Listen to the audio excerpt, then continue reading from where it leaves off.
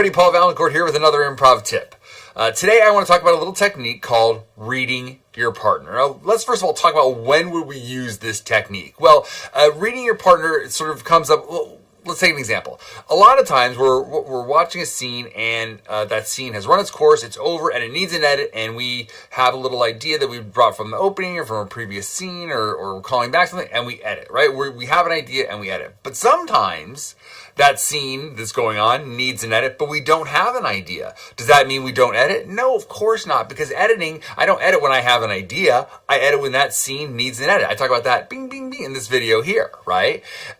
So I'm servicing that previous scene. I'm jumping out there. I don't have an idea. How do I start the scene? Well, in this video, ding, ding, I talk about how to start the scene, what to use in the scene, what you could bring in. But now, in this case, you're bringing in nothing. What do? Well, you use this technique called reading your partner. And that is, I jump out on stage and I turn and I look at my partner and I say that real thing, that real sort of emotional, mental thing or vibe that I get off them.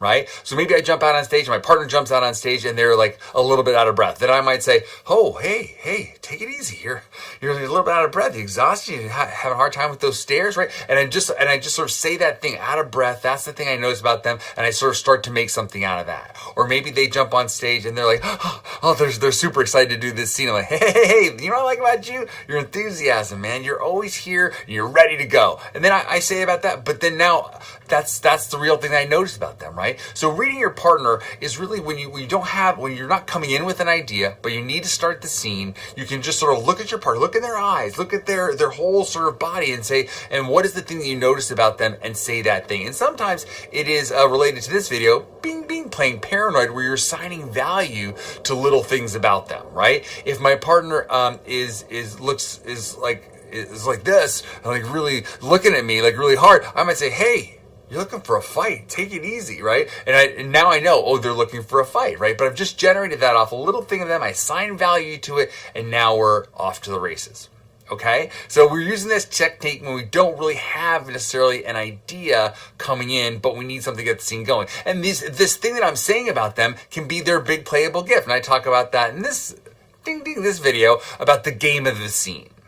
Okay, and this could be their big playable gift. So I have a little exercise that I do with my class that I want to give to you guys to work on this. How do we do it? Well, we stand back to back, right? And then we count 1, 2, 3, and then me and my partner both turn around and look at each other, and we say the first vibe that we get off each other. Okay, for example, let's say this. Me and my partner are back to back. We're back to back, and then I count 1, 2, 3, I turn around and I'm like sort of really staring at my partner, right? So maybe they say, oh wow, man, you're really intense, or hey, you're scaring me a little bit, right?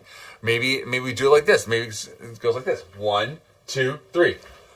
Right? And I notice their eyes are wider, and that kind of means to me that they're sort of afraid. So I'm like, hey man, you look afraid. Take it easy. I'm going to take care of you, right? Well, whatever that thing might be. Now, when we're doing this exercise, the thing to keep in mind is as we're back to back and turning, I don't want to put on a whole big thing, right? So if I come out and say 1, 2, 3, right? I'm really putting on something. I'm really sort of giving off this thing. But what I want my class and what I want you guys to work on in this little exercise, in this little drill, is to really make something out of nothing or next to nothing. Right? You come on stage because that scene needs an edit. Your partner comes on stage, maybe neither of you really has an idea, but you look at each other and just that human vibe back and forth, that's the sort of the beginning of the scene. You know, there's an old saying that being human is funny enough. That's enough, man. That's enough to get the scene started. And this technique of reading your partner is all about that. Okay, so give it a try in rehearsal or in a show. Comment down below. Let me know how it works, or let me know if you have any questions about the technique. I think it's really going to make a difference for you, and you always will have something, and that's your partner. You always have something, that's your partner, to start the scene with. Okay, thanks, and I'll see you next week.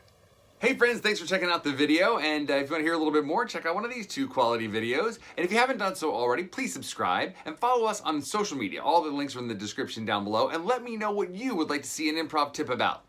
Thanks for watching.